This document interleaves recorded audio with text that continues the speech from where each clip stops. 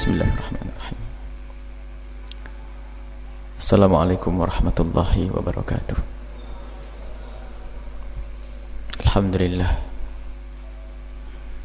Al-Wahidil Ahad Al-Faradis Samad Alladhi lam yalid wa lam yulad wa lam yakul lahu kufuwan ahad. Allahumma ya Rabbana salli wa sallim ala imamil muwahhidin habibika wa nabiyika sayyidina Muhammad wa ala alihi al-mutahharin wa ashabihi at-tayyibin wa tabi'ina lahum bi ihsanin ila yaumiddin. Allahumma ya Rabbana thabbit qulubana ala dinik, thabbit qulubana ya Rabbana ala dinik. Inna ya Rabbana ala dzikrika wa syukrika wa husni ibadatika. Warzuqna ya Rabbana taubata qabla al-maut wa syahadata inda al-maut wal jannata ba'da al-maut. Amma ba'du. Kita lanjutkan belajar akidah kita bersama Imam Ibrahim Al-Laqani dengan Jawharatut Tauhidnya. Kita sudah sampai kepada maqdumah beliau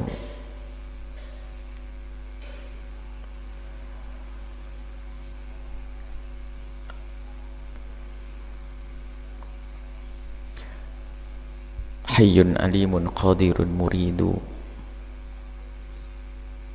sami'un basirun ma yasha yuridu mutkallimun thumma sifatud dhati laysat bighairin aw bi'aini dhati wa qudratun bimumkinin ta'allaqat bila tanahi ma bihi ta'allaqat. Kita masuki sifat al-ma'nawiyah. As-sifat al-ma'nawiyah tidak lain daripada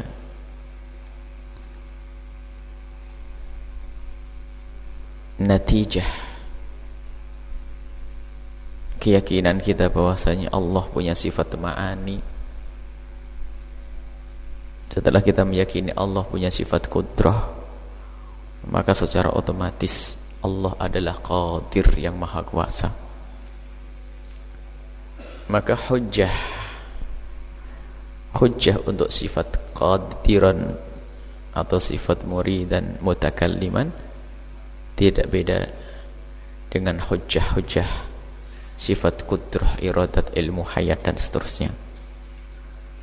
Sehingga sebagian seperti kaum Mu'tazilah mengatakan bahwasanya Allah itu adalah Qadir maha kuasa. Ibtidaan mereka mengatakan Allah maha kuasa, ya sudah, karena Allah maha kuasa disebutkan dalam Al-Quran Qadiran, tidak menghubungkan dengan sifat ma'ani yaitu qudrah. Sehingga kaum Mu'tazilah sendiri mengingkari sifat-sifat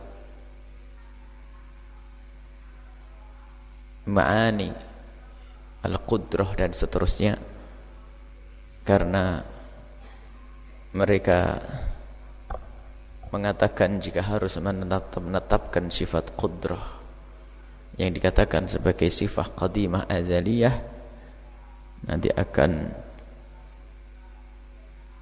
tumbuh atau muncul keyakinan berbilangnya sesuatu yang dahulu, dan itu adalah batil menurut kaum Mu'tazilah. Sehingga di dalam madhab kita dijelaskan bahwasanya kaum Asy'ariyah kemarin dijelaskan bahwasanya sifat-sifat ma'ani adalah sifat yang qaimah bidzatihi ta'ala, sifatun qaimatun bidzatihi ta'ala, azaliyatun qaimatun bidzatihi ta'ala, untuk menghindari keyakinan bahwasanya berbilangnya al-qudama, supaya tidak ada qadim selain Allah, maka dikatakan bahwasanya yang namanya sifat ma'ani itu adalah bukan mausuf. Yani sifat bukan mausuf. Sifat ma'ani itu adalah bukan zat Allah Subhanahu wa taala, tapi juga bukan selain zat Allah. Sehingga disebutkan di situ mutakallimun, thumma sifatuz dzati, yaitu sifat zat. Sifat zat itu ada sifat nafsiyah, ada sifat nafsiyah. Kalau sifat nafsiyah yaitu sifat wujud, itu adalah dikatakan kemarin ainul mawjud, ada mengatakan bukan ainul mawjud. Ini selesai. Yang mengatakan ainul mawjud adalah Imam Al-Asy'ari, sehingga menganggap sifat wujud itu sebagai sifat adalah sebagai tasamuh, bukan sebagai sifat. Ini selesai. Adapun sifat-sifat salbiyah, kidam baqo mukhalafatul hawadisi qiyamu bi nafsihi, wahdaniyat, itu adalah ghair, bukan zat Allah. Jelas itu ghairullah. Karena apa? Sifat-sifat itu mempunyai makna meniadakan sesuatu yang bertentangan dengan yang disebutkan. Misalnya wahdaniyat menafikan berbilangnya Allah, maka menganggapnya sebagai sifat, maknanya mencabut makna-makna yang bertentangan dengan yang disebutkan. Misalnya kalau disebut qidam, meniadakan hudusnya Allah, sehingga disebut sebagai namanya sifat salbiyah. Tapi qudrat, iradat, ilmu, hayat, sama, basar, sifat ma'ani yang disebut juga sifat dzat, sehingga adalah sifat dzat qaimah bidzatihi ta'ala, ada pada zat Allah Subhanahu wa taala, dan Allah bersifat seperti itu, dan ini ada sifat ini, bukan sesuatu yang tidak ada. Kalau salbiyat tadi meniadakan lawannya, katakan seperti adamiyah. Tapi kalau sifat zat ini ada, yaitu kudrah, itu ada. Sifat kudrah itu ada. Kalau sifatul af'al, sifat-sifat fi'il, yaitu seperti ihya, imatah, Allah menghidupkan, Allah mematikan, Allah muhyi wa mumit, makanya ihya, mumit, Allah mematikan. Itu juga disebut fa'inna, itu sebut sebagai ghair juga. Karena apa? Ta'alluqnya dengan kudrah tanziziyah. Yani ada ta'alluq, itu ta'alluqnya, ta'alluqat kudrah tanziziyah, ada kudrah soluhi, ada kudrah tanziziyah. Jadi Allah Maha Kuasa kemudian menghidupkan. Baik, ini kita dulu. Kita membahas masalah sifat ma'ani, kudrat, iradat, ilmu, hayat, sama, basar. Kudrat, iradat, ilmu, hayatun, sama, sam'un, basar. Ini adalah sifat qadimah atau azaliyah. Sebagian mengatakan tidak mau pakai qadimah, sebab kalau qadimah itu adam yang la awala lahu masuk, tapi kalau azaliyah adalah wujud. Ada khilaf di dalam kemarin yang dibahas masalah azaliyah. Anggap qadimah azaliyah qaimah bidzatihi ta'ala, ada pada Allah Subhanahu wa taala. Dan ini sifat ini tidak bisa dikatakan zatnya Allah, dan juga bukan ghair. Maka di dalam mandumah disebutkan mutkallimun, untuk menyesuaikan nazam, bukan mutakallim, mutkallimun, thumma sifatud dzati, sifat dzat tadi, Laisat bi ghairin, ada sebagian didahulukan laisa bi ainin. Laisa bi ghairin, bukan selain zat. Bukan ghairul zat dan bukan ainul zat.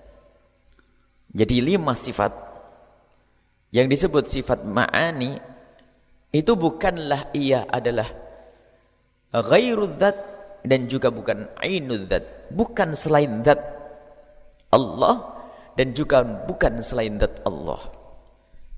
Sebagian orang mengatakan ini bikin pusing kaum Asy'ariyah ini dengan istilah-istilah seperti itu. Karena pemahaman itu dihadirkan untuk menepis keyakinan kaum Mu'tazilah yang mengatakan ta'addudul qudama. Kalau memang itu selain zat Allah, baru ada ta'addudul qudama, berbilangnya. Kalau misalnya Allah Maha Qadim, kemudian ada sifat, yang sifat itu selain Allah, maka sifat bukan mausuf. Sifat ini adalah selain Allah, berarti ada qadim selain Allah, maka bab syirik. Akan tapi kenyataannya sifat itu ada. Dan zat Allah itu ada. Bagaimana hubungannya antara sifat dengan Allah? Maka dikatakan sifat ini ada bersama keberadaan Allah. Karena Allah Maha Dahulu, maka sifat ini ada dahulu dan dahulu. Qudrah itu qadimah, azaliyah, dari dahulu. Kemudian bagaimana menjelaskan ini? Kaum Mu'tazilah ini yang mengatakan selagi itu sifat bukan mausuf. Sifat itu bukan yang disifati. Kalau yang disifati itu adalah sifat sama, maka Tuhan itu banyak. Sifat mausuf adalah zat Allah. Sifatnya adalah qudrah, iradah, ilmu, haya. Berarti sifat ini bukan Allah. Jadi kalau bukan Allah, bagaimana kita sifati qidam? Kita sifati dengan azaliyah, qadimah azaliyah, menjadi berbilangnya qudama atau zat yang qadim. Maka dijelaskan di sini, ghairnya di sini. Makna ghair di sini dijelaskan. Ghairan, nih kita harus paham makna ghair. Yang jelas sifat ini bukanlah zat Allah. Akan tetapi juga bukan selain zat Allah. Itu kan? Bukan bi ghairin wala bi aini dzati. Laisat ya. Laisat bi ghairin au bi aini dzati. Kalau dikatakan ghair ini, bagaimana makna ghair? Untuk mengatakan ghair itu tidak bisa dikatakan ghair. Yang jelas sifat bukan mausuf, ini harus diyakini. Sifat bukan mausuf. Karena sifat beda. Z sama al-alim. Karena ilmunya Z beda, ini Z-nya. Karena ilmunya Z, Z punya ilmu, ilmu bukan Z. Begitu juga di sini. Maka menjelaskannya kaum Asy'ariyah ini sedikit pelan-pelan karena biasanya dialog diperpanjang di sini. Karena disebutkan dalam mandumah, biarpun sudah kita isyaratkan pada pertemuan yang lalu, pas masuk mandumahnya harus lebih detail lagi. Yang jelas sifat bukan mausuf. Siapa yang mengatakan sifat mausuf? Ya salah dong. Kita tidak menyembah qudrah. Yang menciptakan kita bukan kudrah, tapi Allah Al-Qadir yang maha kuasa dengan kudrahnya. Makanya termasuk syirik kalau mengatakan yang menciptakan kita adalah kuwah al-udhma, kekuatan yang agung. Bisa saja bab majaz, misalnya Said Qutb pernah menulis dalam satu tafsirnya itu yang berkreasi ini adalah al-kuwah al-udhma, sehingga dikritiki oleh pakar akidah. Ini kalimat yang berbahaya dari kalimat Said Qutb. Waktu mengatakan al-quwwah al-kubra, al-quwwah al-udma. Allah bukan al-quwwah al-udma. Allah bukan al-quwwah al-kubra. Akan tetapi Allah yang punya kekuatan. Al-qawi atau dzul quwwah. Bukan al-quwwah. Maka yang menciptakan kita bukan kudrah. Kudrah tidak menciptakan kita. Akan tetapi yang menciptakan kita Allah Al-Qadir yang maha kuasa dengan kudrahnya. Sehingga kudrah bukanlah Allah Al-Qadir. Baik, kalau memang si Al-Qudrah bukan Allah Al-Qadir, kudrah ini bukan Allah Al-Qadir, bagaimana kita katakan kudrah ini lama akan menjadi berbilang? Oh enggak, Allah ini bukan Allah Al-Qadir, tapi ketahuilah dia juga bukan selainnya. Bagaimana dikatakan bukan selain Allah? Karena apa? Makna ghairon selain dua yang berbeda itu adalah jika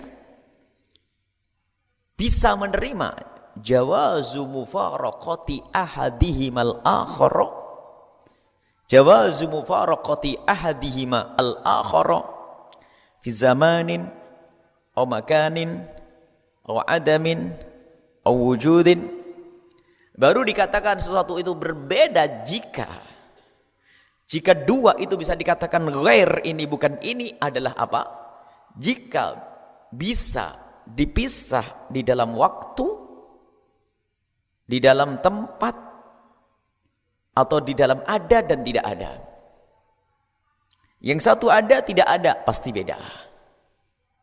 Yang satu di sini, kadang yang satu di kiri beda, tempatnya beda. Atau yang satu ada tahun 2000, yang satu 2011 beda. Tapi jika tidak bisa dipisah tentang zamannya, atau tidak bisa dipisah tentang tempatnya, atau tidak dipisah tentang wujud dan adamnya, maka tidak bisa dibilang ghairan. Al-Qudrah dengan Allah, zat Allah, tidak bisa dipisah zamannya, karena qadim, zamannya sama, tidak bisa dibilang ghair. Adapun tempat tidak butuh tempat, tidak bisa dipisah. Qudrah bukan adam lalu Allah wujud, tidak. Qudrah adalah ada. Maka di sini adalah terjawab iskal mereka bahwasanya qudrah bukanlah zat Allah, tapi bukan selain zat Allah. Baik, ini sedikit perlu renungan, akan tapi begitulah dibahas oleh pakar akidah. Padahal sebetulnya sangat sederhana. Yang penting kita sampai kepada pemahaman bahwasanya Allah Maha Kuasa. Allah Maha Kuasa dan Allah Maha menciptakan kita. Allah Maha tahu dan Allah Maha hidup dan seterusnya. Baik, sifat-sifat itu disebutkan laisa bi ghairin wala bi ainidz dzati. Selesai. Baik. Akan tapi sebagian kritikan kita perlu mendengar kritikan dari orang-orang yang berbeda dengan akidah kita. Karena ini bakal dibahas tentang ini. Ini dibahas, makanya perlu sedikit detail kita supaya tidak dikagetkan dengan kritikan kita orang di luar. Termasuk nanti bagaimana kita mengatakan Allah itu punya sifat murid, sementara tidak ada di dalam Al-Quran, di dalam hadis Nabi. Kalau Allah itu murid, kalau sami' basir jelas, tapi murid dari mana? Mutakallim dari mana? Wa kallama Musa taklima. Tapi mutakallim tidak ada. Sementara kaidahnya Imam Abu Ibrahim Al-Laqani bahwasanya sifat dan nama Allah harus tauqifi, tidak boleh kita membuat dari diri kita. Bagaimana kita mengatakan ada sifat qidam? Maka itu nanti akan dibahas masalah sifat tauqifi. Bahwasanya nanti ada mafhum kulli, sehingga qidam sendiri tidak ada disebutkan di dalam Al-Qur'an, dalam hadis Nabi. Bahwasanya Allah punya sifat qidam dan juga tidak disebut Allah itu qadim. Tapi bagaimana ditetapkan sifat ini, nanti pembahasan masalah sifat-sifat adalah tauqifi. Yang jelas makna atau mafhum tentang sifat-sifat tadi tidak bisa dipungkiri oleh siapapun. Qidam, yang mengingkari Allah qidam adalah kafir. Termasuk murid, dan kalau Allah tidak berkehendak juga keluar dari iman. Maka nanti akan dibahas itu nama mafhum kulli. Jadi makna itu bisa masuk di dalamnya sifat-sifat Allah Subhanahu wa taala. Misalnya ke al-qidam. Qidam itu maha dahulu. Bisa dimasukkan ke dalam mafhum ini apa? Firman Allah wal awwalu. Al-baqa bisa dimasukkan kepada mafhum ini apa? Al-akhiru. Kita tidak mengatakan ini sifat warid dari Nabi dan Al-Quran, bukan, akan tapi mafhumnya ini ada. Coba makna al-qidam adalah wal awwalu dalam Al-Quran, wa makna al-akhiru, makna al-baqa ada al-akhir di dalam Al-Quran. Jadi para pakar akidah kita itu memang karena memang yang dihadapi adalah filosof zaman itu, sehingga ungkapan-ungkapan mereka pelik. Karena yang dihadapi memang orang yang suka bermain tentang falsafah, berdialog tentang falsafah. Sehingga Imam Ghazali sendiri di saat beliau bergelut dalam dunia falsafah, Imam Ghazali mengatakan ternyata ini adalah ilmu bagi orang-orang yang memang di dalam hatinya ada pembangkangan kepada syariat Nabi SAW, kepada pemikiran-pemikiran akidah. Hendaknya dikembalikan kepada kesederhanaan dalam urusan akidah. Semua orang yang percaya Allah Maha Kuasa. Sudah tidak ada penguasa selain Allah. Selesai itu semuanya. Sehingga sebagian mutaakhirin mengatakan ini pembahasan. Ini seperti tarikhul akidati. Pun kita sebelumnya sudah tidak dialog dengan kaum Mu'tazilah. Sudah berakhir Mu'tazilah. Sehingga tarikhul akidati. Akidah yang perlu kita bahas sekarang ada yang lebih penting lagi untuk mengkanter orang-orang yang saat ini menyesatkan, suka mengkafirkan. Akidah-akidah mujassimah yang baru saat ini. Bukan Mu'tazilah lagi, mujassimah, musyabbihah. Maka nanti pembahasan detail lagi kita akan membuka buku khusus tentang masalah ayat-ayat mutasyabihat. Tentang sifat mukhalafah li hawadisi akan dibahas secara detail. Itu seharusnya zaman sekarang. Tapi nggak apa-apa, kita harus belajar seperti ini. Jadi mengasah otak juga untuk kita faham tentang akidah-akidah ulama terdahulu. Begitu cerdas mereka di dalam menyusun ilmu-ilmu akidah. Kita lanjutkan. Qudratullahi ta'ala fa qudratun bimumkinin ta'allaqat. Sudah jelas kemarin dibahas. Bahasa sifat kudrah Allah itu ta'alluqnya kepada sesuatu yang mungkin saja. Jadi kudrah Allah itu berperan kepada sesuatu yang mungkin ada dan mungkin tidak ada. Peran kudrah Allah. Kudrah Allah kuasa terhadap apa? Allah kuasa terhadap apa? Terhadap segala sesuatu yang mungkin ada dan mungkin tidak ada. Maka dalam bahasa yang mungkin, kalau bahasa biarpun sembrono bahasa itu, tapi hakikat Allah tidak berkuasa atas sesuatu yang mustahil, dan Allah tidak berkuasa atas sesuatu yang wajib adanya. Karena apa? Kekuasaan Allah tidak ada hubungannya dengan itu.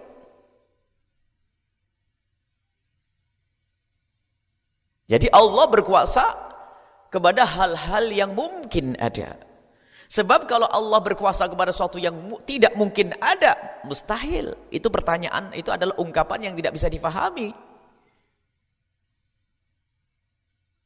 Allah, misalnya wujud Allah. Maka wujud Allah adalah wajib adanya. Bukan mumkinul wujud. Kalau wujudmu, mumkinul wujud. Wujudnya semesta, mungkin. Artinya, kalau Allah menghendaki ada, di saat Allah menghendaki tidak ada, nanti dihancurkan oleh Allah. Mungkin wujudnya. Tapi kalau zat Allah wajibul wujud yang harus ada, maka kudrah Allah tidak ada hubungannya dengan ini. Jadi tidak ada hubungannya kekuasaan Allah dengan mengadakan Allah. Karena apa? Allah sudah ada dari dahulu. Dan tidak ada permulaan bagi Allah. Sehingga apa? Tidak ada peran kudrah Allah terhadap diri Allah sendiri. Karena apa? Allah sendiri yang maha kuasa. Begitu juga tidak ada peran kudrah dengan sesuatu yang mustahil. Seperti pertanyaan konyol yang ditanyakan sebagian orang. Bisakah Allah menciptakan Tuhan lagi?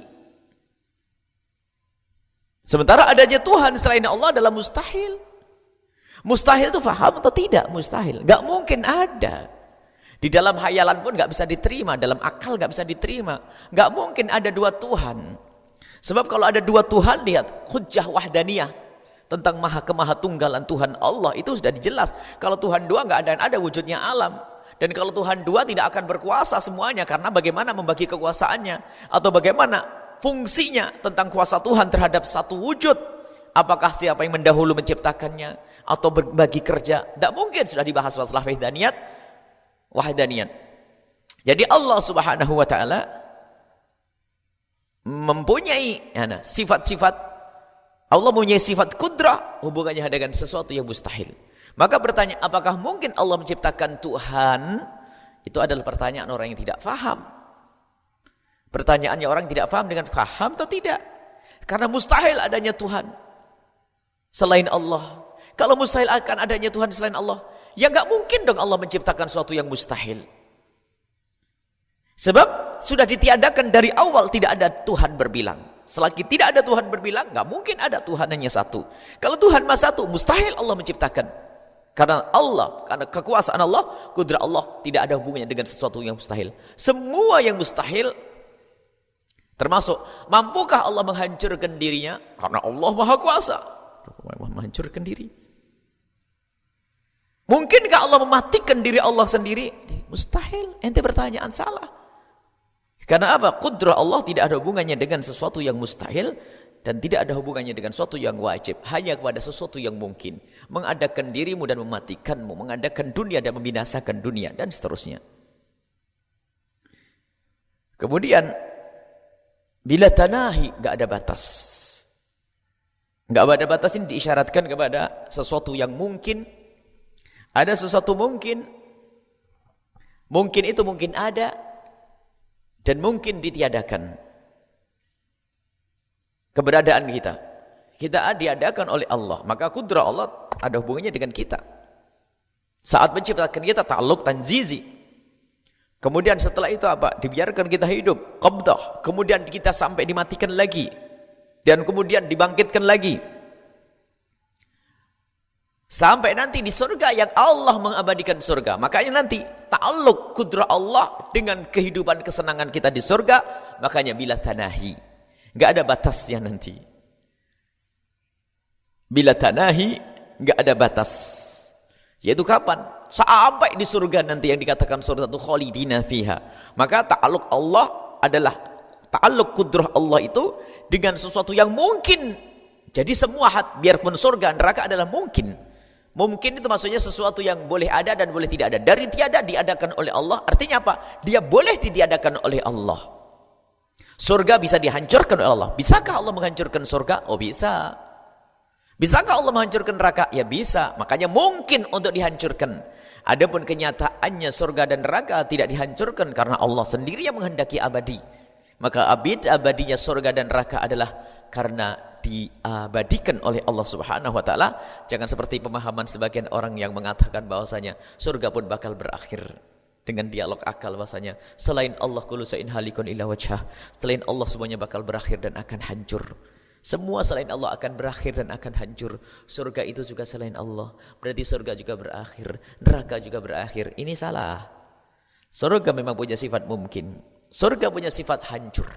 Surga bisa dihancurkan oleh Allah. Neraka juga bisa dihancurkan oleh Allah. Akan tapi Allah menghendaki. Allah zat yang maha abadi menghendaki surga neraka adalah abadi. Sehingga yang terjadi di dalam surga dan neraka pun abadi bersama abadinya neraka yang diabadikan oleh Allah. Kemudian abadinya sesuatu yang terjadi di dalam surga bersama keabadian surga yang diabadikan oleh Allah. Maka kudrah Allah tetap ada hubungannya dengan surga yang diabadikan. Sehingga bila tanahi tidak ada batasnya nanti. Sampai kapanpun tidak ada batasnya. Nah, ini kudrah Allah bila tanahi. Ma ta'allaqat bihi. Jadi apa yang ada hubungannya kudrah Allah dengan sesuatu hal tersebut. Maksudnya ta'alluqnya kudrah Allah dengan sesuatu itu adalah tidak ada batasnya. Kemudian memang kalau kita kembali kepada sifat-sifat Allah tadi yang mulai dari wujud, sifat-sifat ma'ani itu punya ta'alluq. Ada misalnya yang pertama yang ta'alluq dengan mungkin saja, sesuatu yang mungkinan yaitu kudrah iradah. Kemudian yang kedua adalah ta'alluq dengan wajibat, jaizat, mustahilat, ilmu. Ilmu Allah itu kalau pengetahuan Allah berhubungan dengan semua yang ada, tidak ada, wajib dan mustahil. Wajibat, jaizat, mustahilat. Sehingga Allah maha tahu tentang sesuatu yang tidak boleh ada. Allah juga tahu dengan sesuatu yang wajib ada. Allah juga tahu sesuatu yang boleh ada. Makanya kalau ilmu Allah dan kalam Allah ta'alluqnya kepada semuanya. Dari yang wajibat, mustahilat dan jaizat. Kemudian jenis yang ketiga, sesuatu yang ada hubungannya dengan al-mawjudat saja, yaitu sifat sama' basar yang kita bahas pada pertemuan yang lalu, dan juga sifat idrak bagi yang mengatakannya, maka itu hubungannya dengan sesuatu yang ada. Maka Allah yang maha melihat sesuatu yang ada. Segala ma'dumat yang tidak ada hubungannya dengan sifat basar Allah dan sifat sama Allah. Kemudian yang terakhir, yang keempat adalah tidak ada ta'alluqnya, yaitu sifat hayah. Sifat hayah tidak ta'alluq dengan wajibat, tidak ta'alluq dengan apapun, akan tapi sifat hayah adalah Allah maha hidup, yaitu dengan zat Allah sendiri. Allah maha hidup. Yang dikatakan bahwasanya Jika tidak hidup maka tidak akan punya sifat-sifat yang lainnya. Ini. Kemudian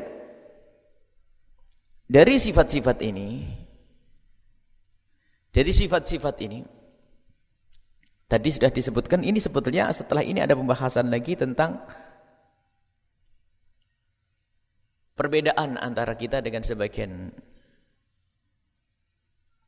Jadi dari kaum Asy'ariyah dan juga Maturidiyah sendiri, sebagian mengatakan cukup 13 saja, enggak usah sampai 20. Akan tapi yang ditiadakan tidak bertentangan dengan yang mengadakan. Dari yang 13 tidak bertentangan yang 20. Yang mengatakan adanya sifat ma'ani, sifat ma'nawiyah. Sebab sebetulnya yang mengatakan bahwasanya Allah itu adalah punya sifat qudrah, sudah secara otomatis Allah harus maha kuasa qadir. Enggak mungkin. Kalau mengatakan Allah itu punya sifat qudrah, ya harus qadir. Maha kuasa. Cuma di dalam nama-nama Allah Subhanahu wa taala yang sekaligus di dalamnya adalah juga ada sifat Allah.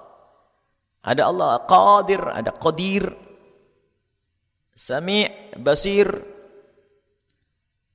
Kemudian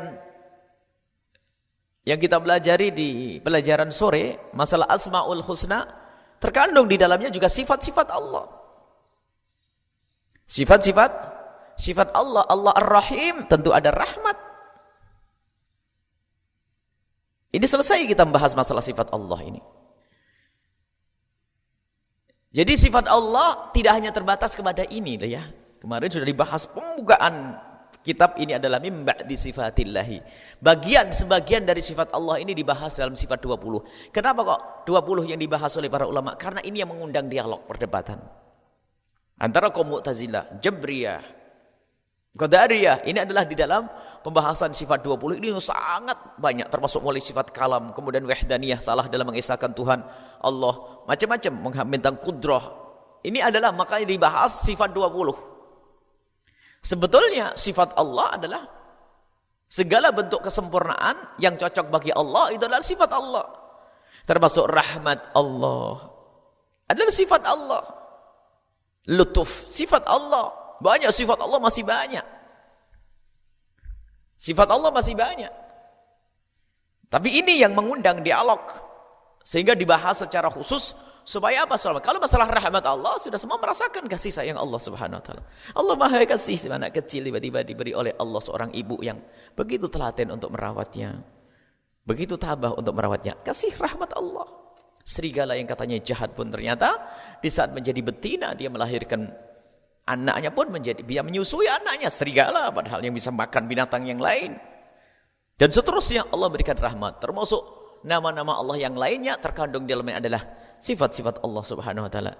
Jadi jika ada yang bertanya, "Lah kok kenapa bahas sifat 20?" Karena di situ mengundang dialog panjang sehingga perlu didiskusikan agar kita matang memahami sifat 20. Adapun yang lainnya insyaallah aman.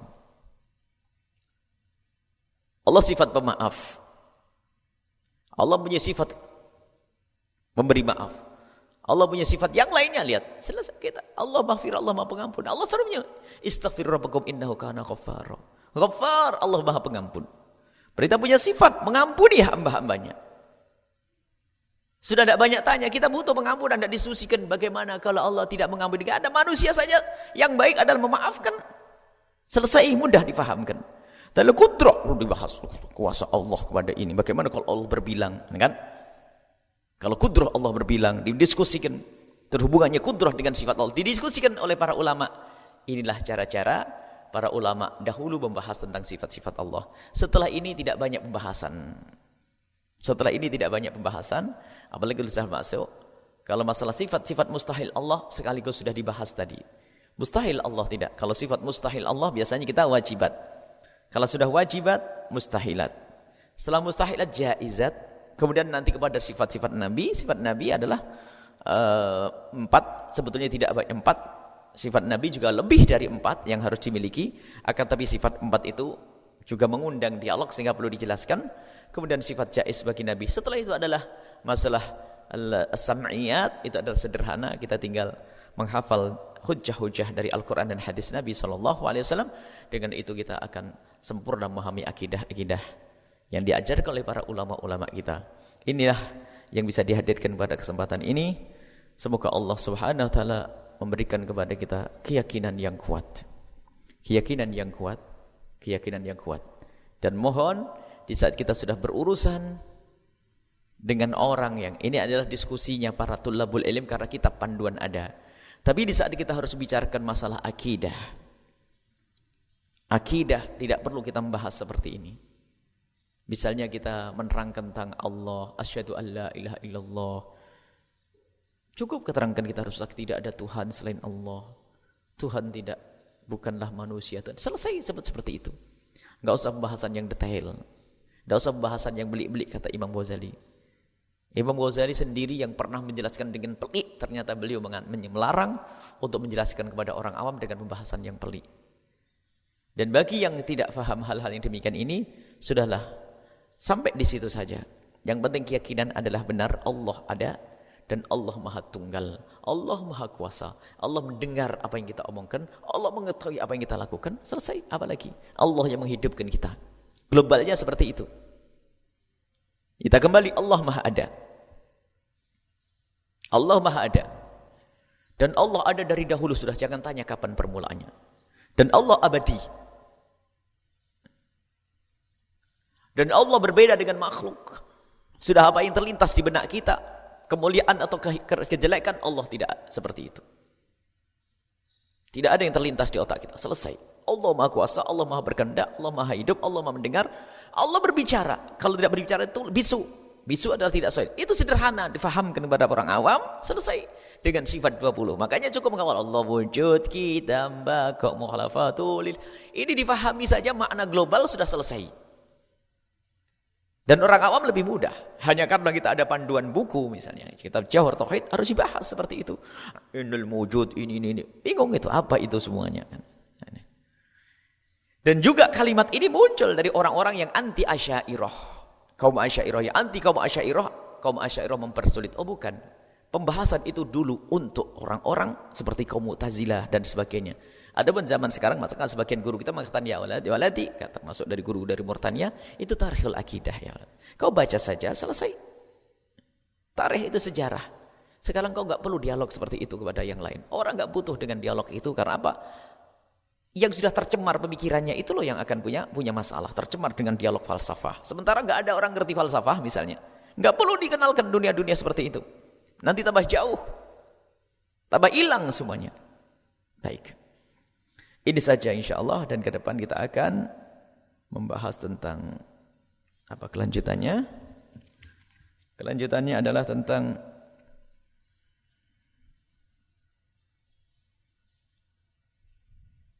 masih ada tambahannya masih ada tambahan sedikit tentang itu. Insya Allah diselesaikan. Setelah itu kita akan mudah belajar, lihat. Tidak ada permasalahan lagi nanti. Tidak ada permasalahan lagi yang pelik. Kalau sudah masuk, khususnya masuk pembahasan sifat-sifat tentang sam'iyat, Sam'iyat itu adalah kita mendengar berita. Kalau sudah Al-Quran yang berbicara, sudah kita percaya, selesai. Tapi untuk sampai kepada kepercayaan bahwasanya Al-Quran adalah firman Allah, muqaddimahnya di sini. Nggak mungkin tidak. Kenal Allah yang menurunkan Nabi, maka nanti kan serentetannya seperti itu. Sam'iyat, sehingga dibahas ini. Ada sedikit waktu ya.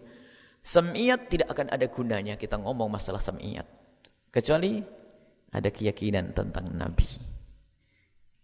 Sebab yang membawa sam'iyat adalah siapa? Nabi. Sam'iyat itu berita dari Al-Quran dan hadis. Kita tidak akan bisa yakin adanya hari akhir dan hari kiamat dan neraka dan surga. Enggak percaya kecuali ada berita.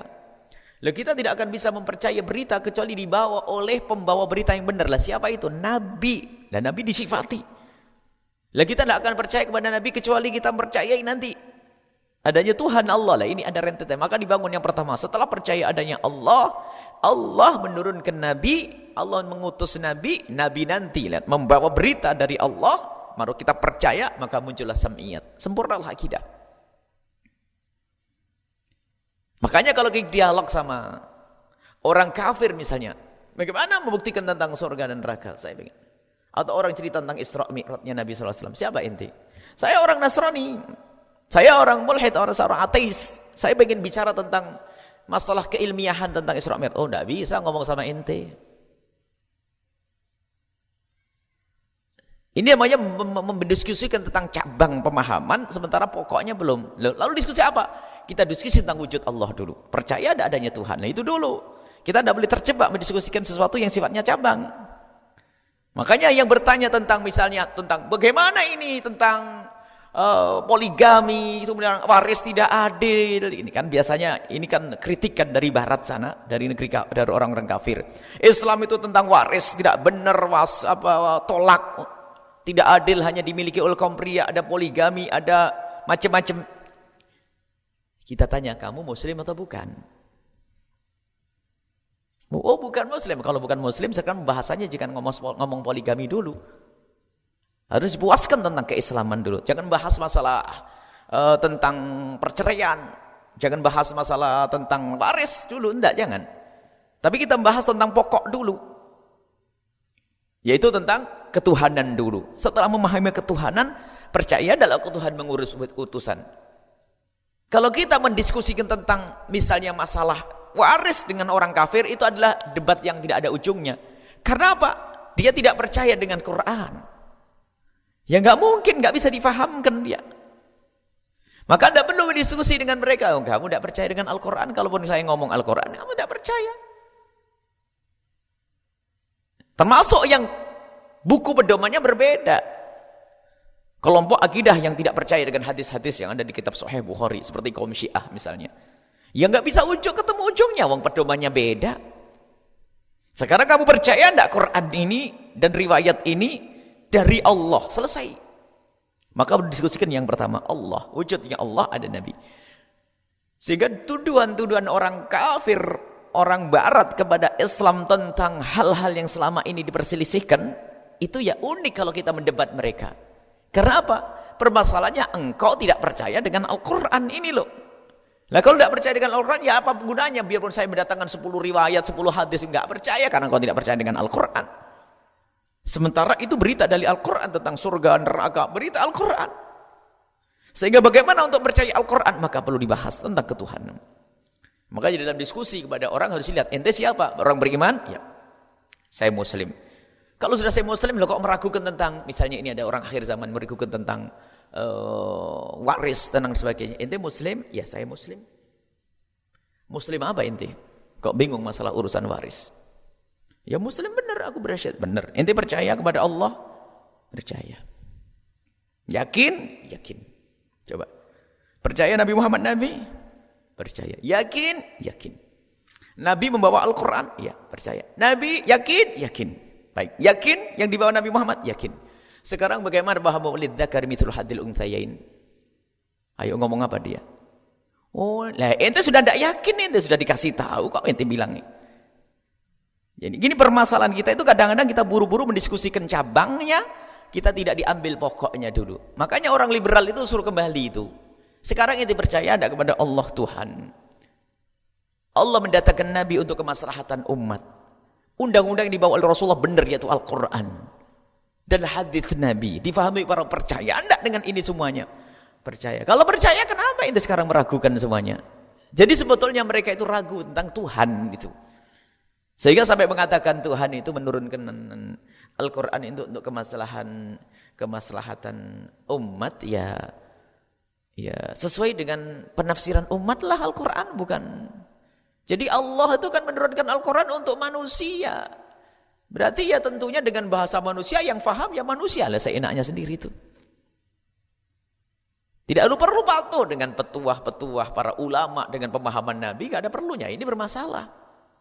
Baik, ini diantaranya urutan-urutan yang dihadirkan pakar akidah, mulai dari mengenal Allah secara detail dengan sifat-sifatnya, baru mengenal Nabi dengan benar, baru nanti ada buahnya Al-Quran, pesan-pesan, baru nanti lihat mudah. Oh, karena dari mana? Dari Rasulullah, dari Allah, Rasulullah, Allah, maka sam'iyat semuanya akan beres, sehingga enggak ada lagi yang ragu tentang alam kubur dan seterusnya. Wallahu a'lam bishawab. Semoga Allah memberikan kepada kita keyakinan yang benar, keimanan yang kuat, jauhkan dari akidah yang sesat dan menjerumuskan, dan semoga Allah muliakan kita di dunia dan di akhirat. Panjang umur, sehat afiat, panjang umur, sehat afiat, dan husnul khatimah. Habib Nafal.